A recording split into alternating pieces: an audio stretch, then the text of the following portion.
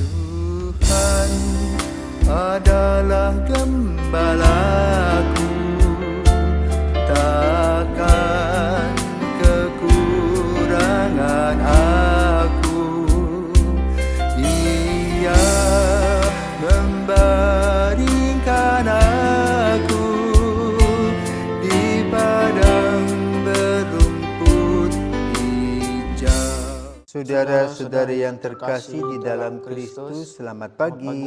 Salam jumpa lagi dalam Sabda Siap Saji. Sabtu 17 Februari 2024. Hari Sabtu sesudah Rabu Abu. Dalam nama Bapa dan Putra dan Roh Kudus. Amin. Allah Bapa yang kekal dan kuasa, orang-orang berdosa menerima sabda pembebasan berkat Yesus Kristus Putramu terkasih. Kami mohon semoga hal ini menjadi kekuatan kami, agar mata dan hati kami selalu terbuka terhadap kesulitan dan keprihatinan sesama kami. Dengan pengantaran Tuhan kami Yesus Kristus, Putramu yang hidup dan berkuasa bersama Dikau dalam persekutuan Roh Kudus, Allah sepanjang segala masa. Amin. Tuhan bersamamu dan bersama rohmu. Inilah Injil Yesus Kristus menurut Lukas. Dimuliakanlah Tuhan. Lukas bab 5 ayat 27 sampai 32. Sekali peristiwa Yesus melihat seorang pemungut cukai yang bernama Lewi sedang duduk di rumah cukai. Yesus berkata kepadanya, "Ikutlah aku." Maka berdirilah Lewi dan meninggalkan segala sesuatu lalu mengikuti dia. Lalu Lewi mengadakan suatu perjamuan besar untuk Yesus di rumahnya. Sejumlah besar pemungut cukai dan orang-orang lain ikut makan bersama-sama dengan dia. Orang-orang Farisi dan ahli-ahli Taurat bersungut-sungut kepada murid-murid Yesus. "Mengapa kamu makan dan minum bersama-sama dengan pemungut cukai dan orang berdosa?" Lalu jawab Yesus kepada mereka, "Bukan orang sehat yang memerlukan tabib, tetapi orang sakit. Aku datang bukan untuk memanggil orang benar, tetapi orang berdosa supaya mereka bertobat." Demikianlah sabda Tuhan. Terpujilah Kristus. Selamat pagi Romo. Pagi Joan. Saya ingin menanyakan kepada Romo,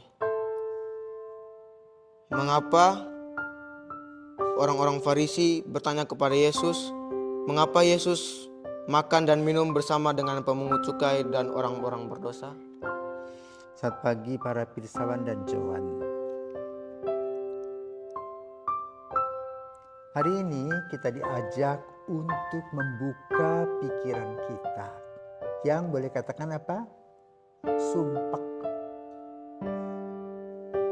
Para murid Yesus itu dicuci otak oleh Yesus untuk membaharui bagaimana menerjemahkan hukum Taurat.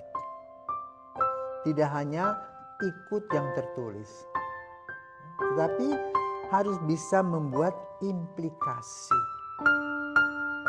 Tetapi para murid Yesus belajar dari Yesus. Sementara orang-orang Farisi tidak mau belajar dari Yesus. Tetap kokoh, kuat dengan aturannya, kotak itu di kotak itu.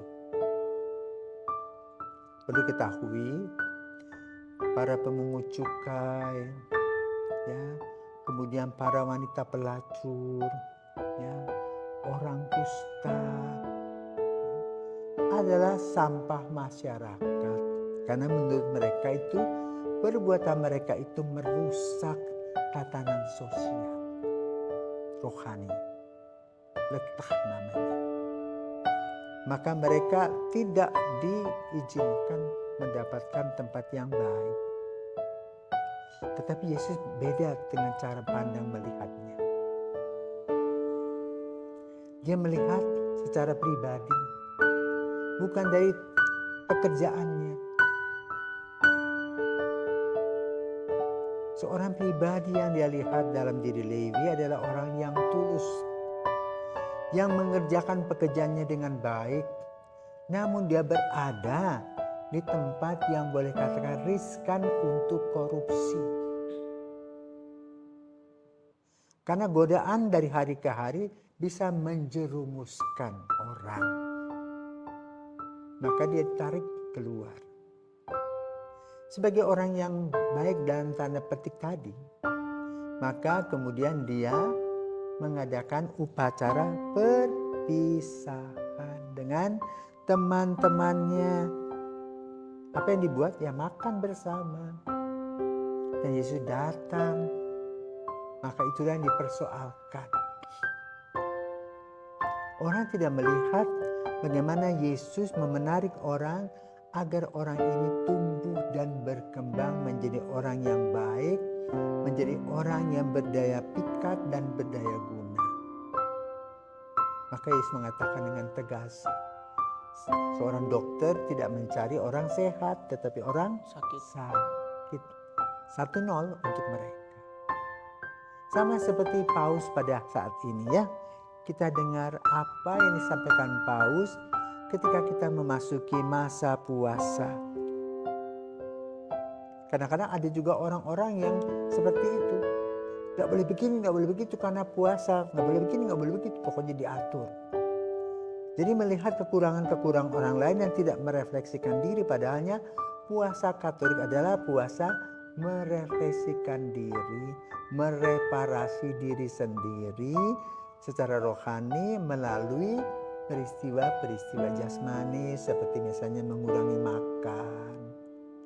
Tetapi dasar yang harus disampaikan oleh Yesus itu disampaikan oleh Paus kita Fransiskus.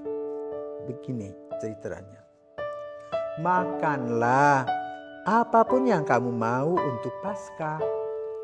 Pengorbananmu bukan di perut, tapi di hati.